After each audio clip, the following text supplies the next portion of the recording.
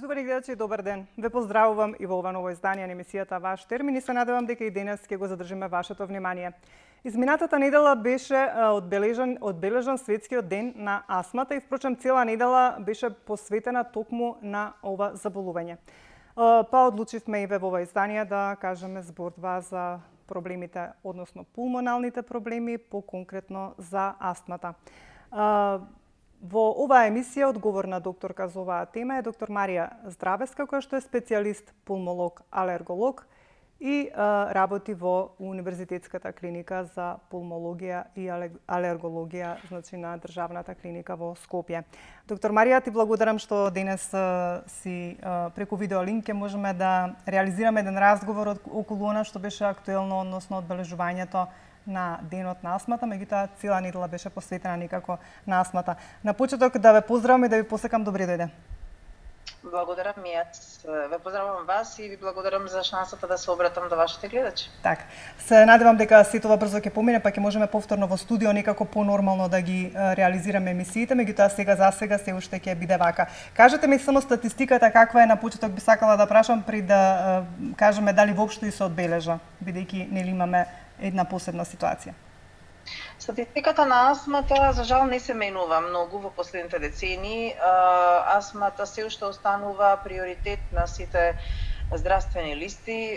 Преваленцијата нејзина е голема, во различни земји секако нормално различно се реферира, но на глобално ниво од прилика 5,1% од населението, зависно, некаде 2,7 до 10 во Нов Зеланд или Австралија проценти од населението, но во просек 5,1 до 5,4% од населението е заболено од астма, што значи некаде околу 340 милиони луѓе во моментот се проценува или се предвидува дека боледуваат од астма, а некаде, но само околу 6 милиони, 5,5 милиони луѓе во моментот активно се третираат заради астма.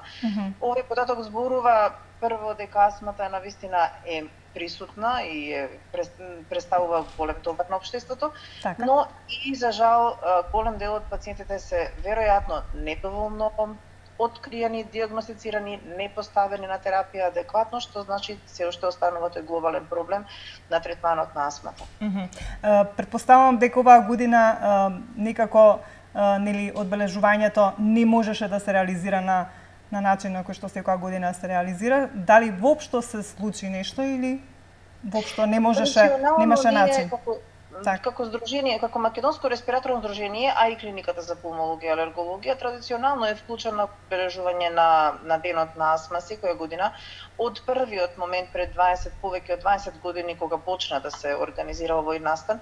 За жал оваа година епидемиолошката ситуација не оневозможи да ги направиме редовните настани кои што сме ги организирале, да кажеме, со стручни состаноци и така натаму. Оваа година повеќе и ние ги користиме електронските медиуми, па на овој начин сакаме да допреме до гледачите, до пациентите, до потенцијалните пациенти, кои што може тегоби, а се непрепознаени се некаде, да ги поттикнеме да се пријават со своите тегоби кај нивните матични доктори и така. Токму затоа еве го правиме ова издание денеска за на некој начин да ги информираме сите оние кои што не следат, ако пак се пронедат во овие симптоми кои што ќе ги кажеме во продолжение и за конкретно за што станува збор кога е астмата во прашање, да реагираат нели да дојдат на клиниката да направат еден преглед. Што всушност представува астмата и кои се симптомите? Астмата е многу, да кажам, позната е многу одамна, повеќе од 3000 години е позната и низ времето, зависно од тоа колку биле можностите на медицината да ја осознаат од древниот Египет, да кажеме, опишана на прв пат, низ античка Грција, сите доктори ја осознавале како еден синдром, како еден склоп на тегоби, но модерната медицина ја согледува како еден клинички склоп на тегоби, кои што се најмногу, да кажам, карактеризирани со свирење во градите, тешко дишење, кашлица, но многу е важно тие тегоби се карактеристично е дека се јавуваат варијабилно во тек на времето. Значи не се секогаш исти, не е стандардна клиничката слика, туку пациентот може во различни фази од својот живот, во различни моменти од својот живот, зависно од многу ситуации, значи дали има физичка активност, каква му е емоционалната состојба, каде се наоѓа, кое е времето од годината, во која сезона зборуваме, можно е да има да има потенцирани од овие симптоми, дел или сите, но може да има фази во кои што комплетно е без никакви тегоби, значи има нормална функција на белите дробови, нормална состојба без никакви тегоби и практично тоа тоа е основната специфика на астмата. Од патофизиолошки аспект се работи за една хронична инфламација, значи поттикнување на некои инфламаторни агенси кои што во дишните патишта, во лигавицата на дишните патишта на луѓето предизвикуваат специфични промени кои што ги доведуваат до тоа да дишните патишта бидат премногу реактивни и на нормалните дразби од околината, па реагираат со нивно стеснување и ограничување на протокот низ нив и практично доведуваат до овие сите тегоби кои што ги објаснив. Так, што ја предизвикува астмата и колку ХОБ, значи хронично обструктивната белодробна болест, има поврзаност со појавата на астма? Значи, зависно од возраста, астмата кај во детската возраст е поврзана скоро повеќе од 90, во 95% од случаите со алергиска иритација или со алергиска реакција. За разлика од тоа, кај возрастните, овој процент се намалува, па некаде нешто повеќе од половина од случаите со астма се поврзани со алергија, но во игра стапуваат и други тригери, кои што со еден збор, да кажеме, се крстени како интринзична или внатрешна. Слободно да преведам астма. Како што кажав, основна карактеристика на астмата не се само симптомите, кои што нели да повторам кашлица, свирење во градите, тешко дишење или стегање во градите, туку времето и варијабилноста на нивната појава. Значи, самиот факт дека се појавуваат во даден период, во даден интензитет, па интензитетот се менува или до комплетно исчезнување, е карактеристичен за астмата. За разлика од тоа, хроничната белодробна болест е сосема поинаков ентитет. Извинете, заборавив, и астмата е карактеристична повеќе за помладата возраст. Так. За разлика од тоа, хроничната обструктивна белодробна болест се карактеризира за повозрастните пациенти, за поголемата возраст, над 45 или 50 години. Исклучиво е асоцирана со изложеност на хемиски иритации, практично изложеност на некои агенси кои што направиле оштетување на белите дробови. Типот на инфламацијата, типот на оштетувањето на дишните патишта е комплетно различен и токот на болеста е различен од аспект на тоа дека тегобите, иако слични по карактеристики, значи исто се карактеризира со кашлица, со свирење во градите, производство на поголема количина секрет, сепак тие тегоби се поконстантни, присутни во поголем дел од времето, нема такви варијации и нема можност да, кога е одреден степен на оштетување на белите дробови настанат, нема можност да се тој врати до нормала или блиску до нормала, како што е тоа кај астмата. Значи, хроничната обструктивна белодробна болест има сосема друга прогноза. Значи, се работи за болест која што е прогресивна, која што прогресивно, континуирано, со различен интензитет, или со различен период на време, може да, но континуирано, не повратно ги оштетува дишните патишта. За разлика од тоа, астмата е тоа што има многу поинаква прогноза, значи, ако е добро безбедиме практично добар квалитет на живот на луѓето и периоди без никакви тегоби. И спречи оштетувањето на белите дробови. Так. Какви типови на астма постојат? Како што кажа, астмата има многу поделби на астмата. Она што е, мислам, интересно за сите за гледачите е тоа дека постои ова алергиска астма, астмата која што е интринзична или предизвикана од други неалергиски фактори.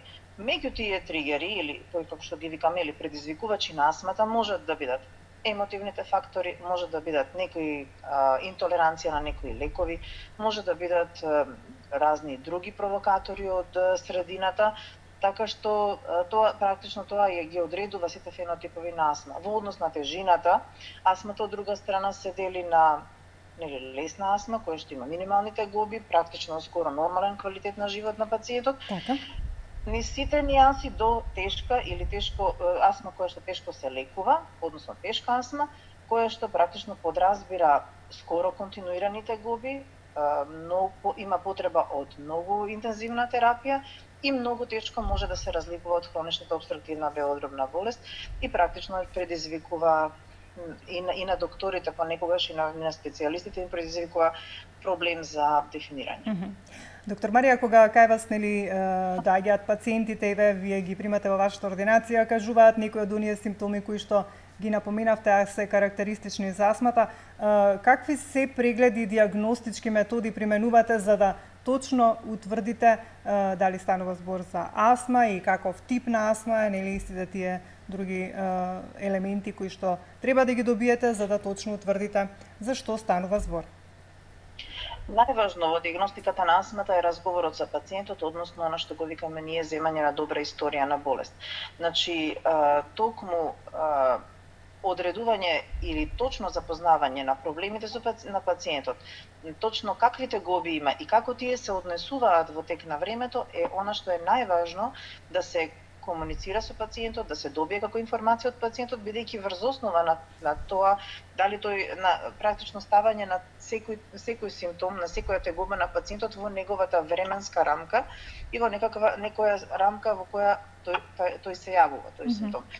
Така што не е сеедно дали пациентот само, например, има кашлица или има кашлица доколку доаѓа во контакт со некој алерген или во некоја сезона или доколку прави некаква физичка активност или зема некакви лекарства. Значи сето тоа е многу важно да се издиференцира во првичниот контакт со пациентот, затоа користиме прашалници кои што се типични и баш и заради тоа мислам најголемиот ефект од овие кои што го очекуваме од овие комуникации со медиумите или со популацијата е практично кај секој пациент или кај секој потенцијален пациент поттикнеме да размислува дали воопшто некој од овие тегоби ги има и да размислува за своите тегоби, да ги стави во некој контекст пред да се јави кај неговиот матичен доктор, бидејќи кога ќе дојде кај матичниот доктор ќе биде прашан дали и во какви ситуации му се јавуваат тие тегоби, колку попрецизен одговор даде пациентот, толку попрецизно може да се постави сомнението дали се работи за астма или можеби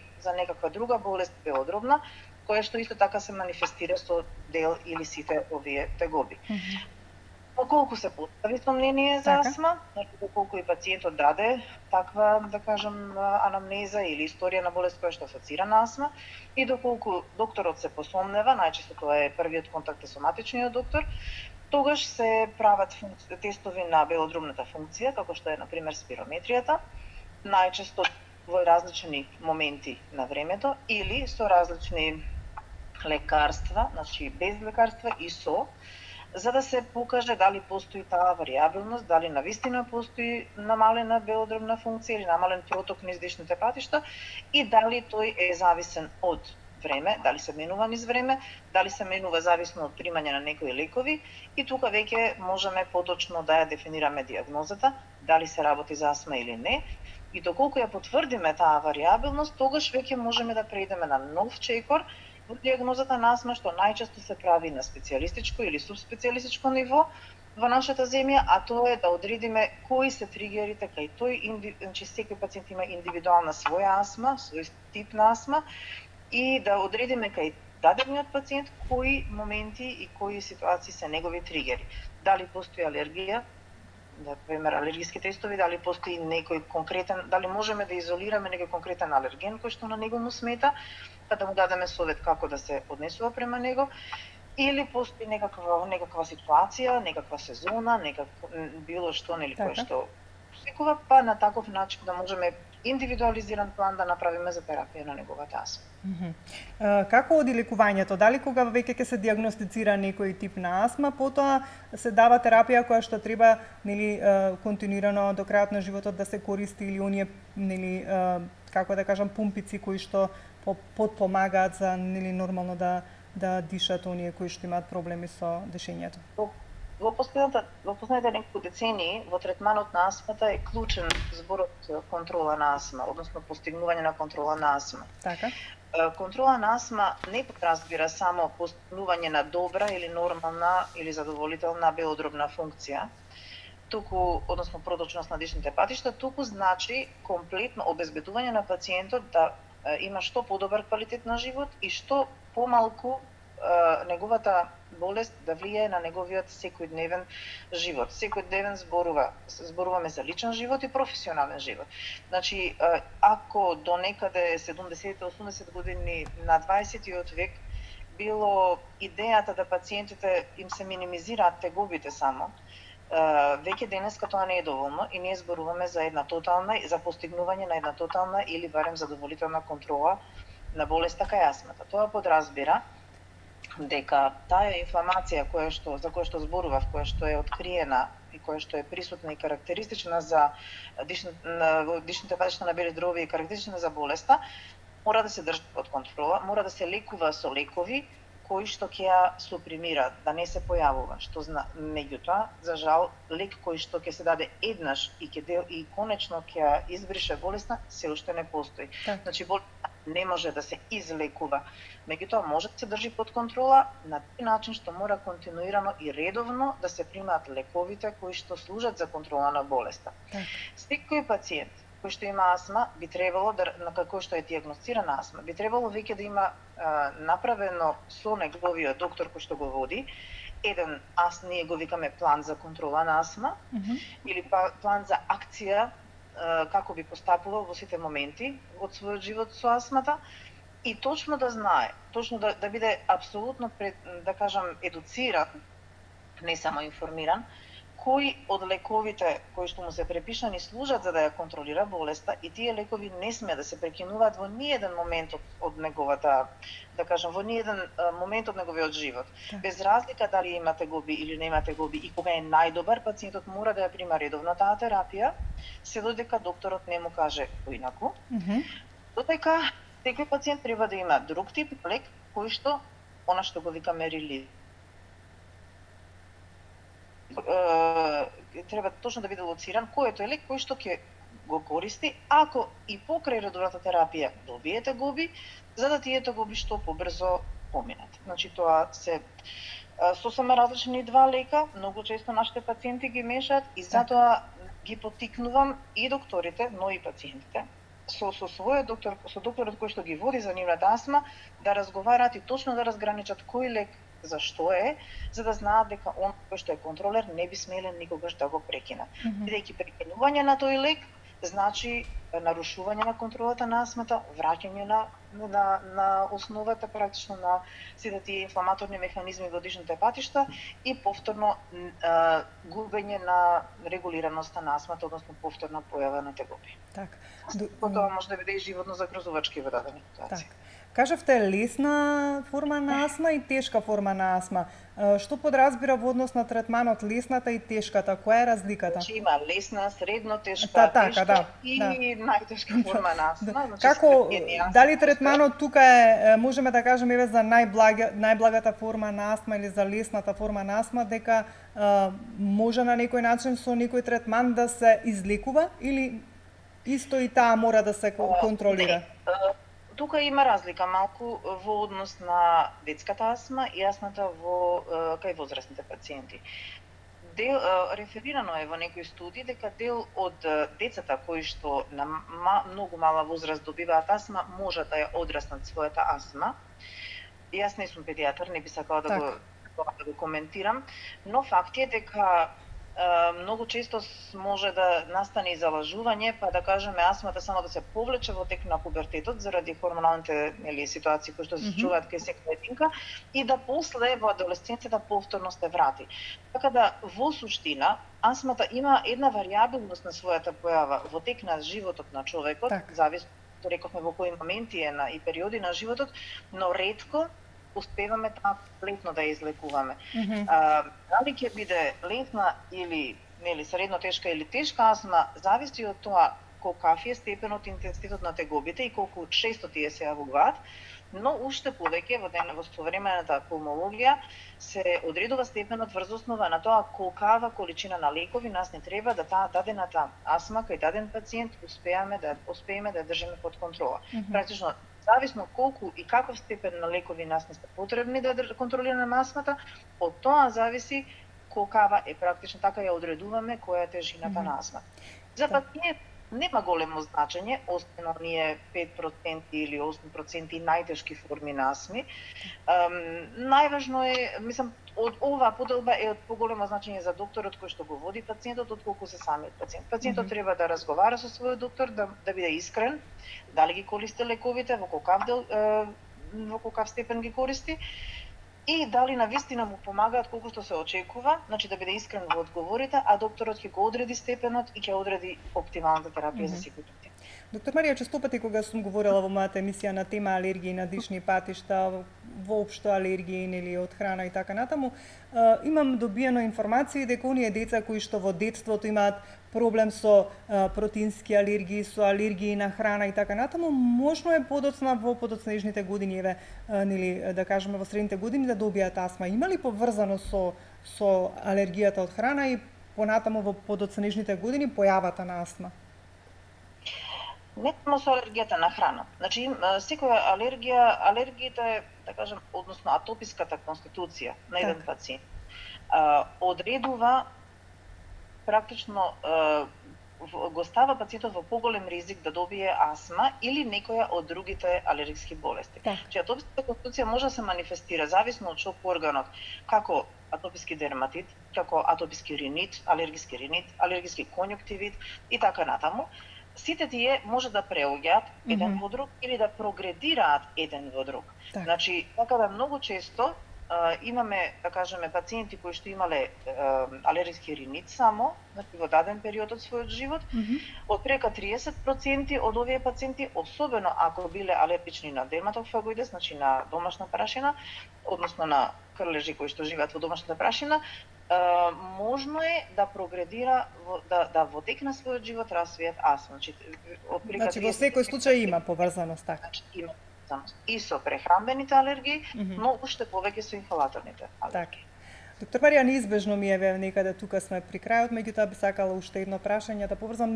Неизбежно е да го поставам ова прашање од причина што веќе 2 месеци и колку 1-2 недели веќе живееме во една вонредна состојба, значи во состојба на пандемија на COVID-19.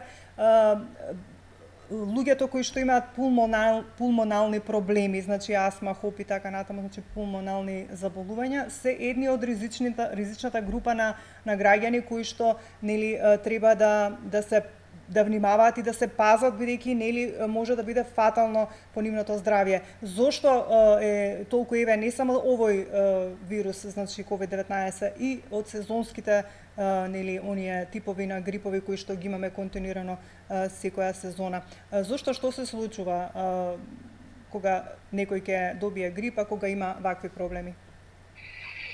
Пациентите со астма, како што рековме, значи нивната контрола зависи од тоа колку го примаат редовно и адекватно лекот кој што служи за супримирање на таа инфламација кај астмата. Но исто така кажав дека се подложни да нивната астма се дестабилизира од разни тригери, меѓу кои што еден од најважните и најчестите може да бидат вирусни и бактериски инфекции. Значи тоа не е поврзано само со ковид, туку со било која. Затоа и прашав општо и со другите. Може да ја дестабилизира астмата. Она што веројатно сите не интересира, нас ни е ковидот нова работа, да бидеме реални. Значи тоа што сега го осознала медицината во овој краток период во кој што имаме контакт, да кажам, со ковидот овие неколку месеци, тоа е за научните истражувања и за донесување некакви глобални заклучоци и краток период во медицината. Меѓутоа, сепак, за жал, имаме масовни искуства, особено другите земји кои што реферираа многу големи, да кажам, голема преваленција, голема инциденција на вирусот. Значи, веројатно ќе црпиме допрва, ќе имаме дополнителни информации што можеби ќе ги сменат денешните ставови, но она што го знаеме денеска и Европското респираторно здружение го изнесе како еден сумиран став по повод светскиот ден на астмата, е нешто што нормално ги загрижува сите пациенти со астма, колку се конкретно оваа популација во ризик и на каков начин е во ризик.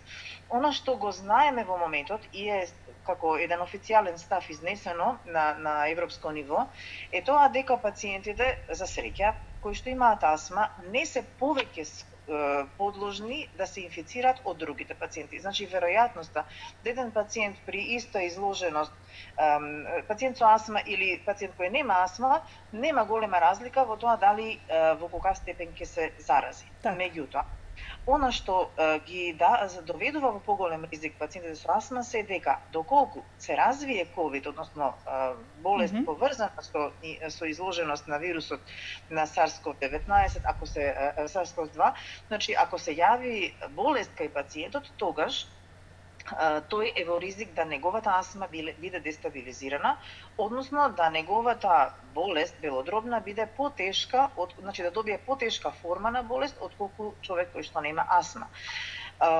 Испитувани се, нели, зошто и како, едно време беа обвинувани дали кортикостероиди треба да се дават, бидејќи основен регулатор, основен контролер кај болните со астма во најголем дел од случаи се инхалаторните кортикостероиди, па имаше голема дилема дали да им се препорачува на луѓето да не се применуваат.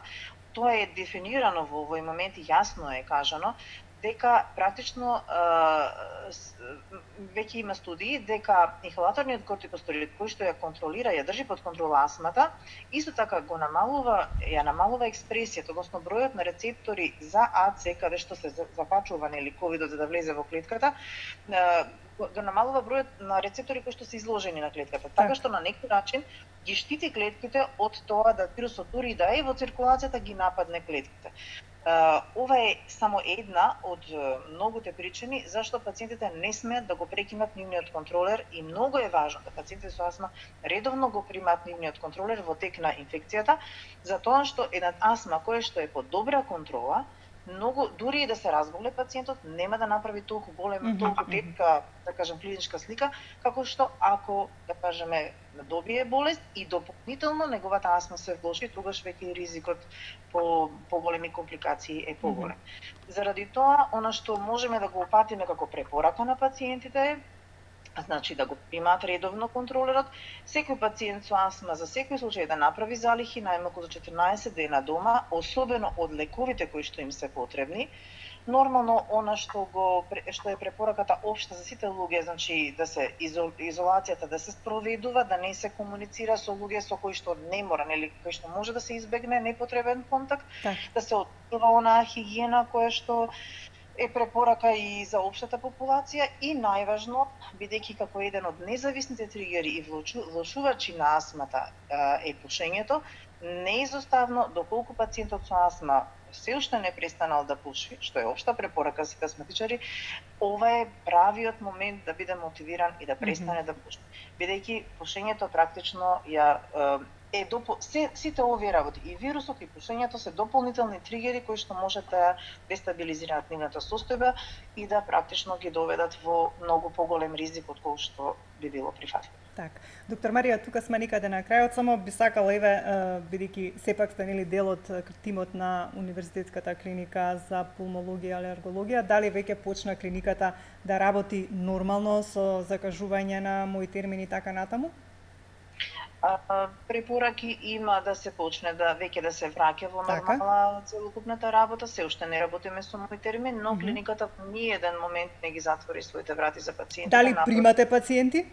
Апсолутно. Значи ние во тек на целата ова, да кажеме, епидемиолошка вонредна состојба, сме отворени кон пациентите и преку ден во амбулантата наша, секогаш во секој момент има, значи, нашата приоритетна амбуланта работи, но и на дежурства кога има потреба од пациенти. Се случува ли телефонски да ви се јавуваат и да ви бараат совети вашите пациенти?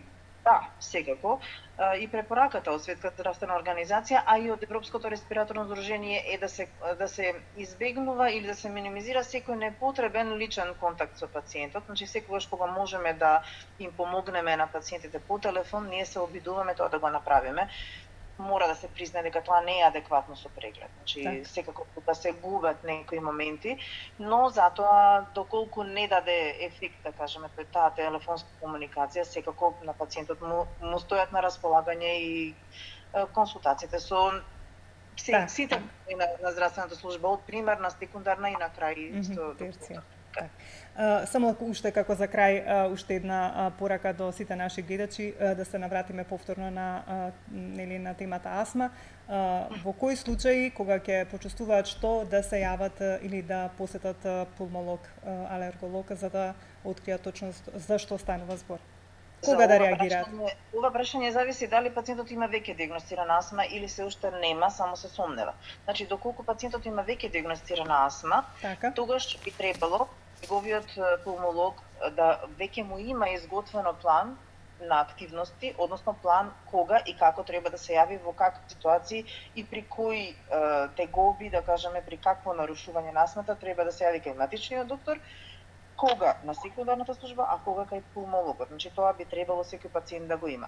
Доколку се работи за пациент кој што се уште не е диагностициран, а се сомнева, значи ги повикувам сите пациенти, сите луѓе кои што имаат кашлица која што трае подолго од 2 до 3 месеци, која што е надразнителна или поврзана со леплив секрет кој што тешко го искашлува, која што е поврзана со свирење во градите или тешко дишење или чувства на глад за воздух, особено ако ти различни во текот на времето, пример се поинтензивни во раните утрински часови или во ноќните часови, се поинтензивни при вдишување на некои мириси, алергени, полени, некоја сезона, да кажеме, се потенцираат во пролет или на есен, а во другите делови од годината ги нема, тогаш мислам дека би требало да бидат поттикнати да се јават прво кај нивниот матичен доктор, не мора нормално веднаш на пулмолог.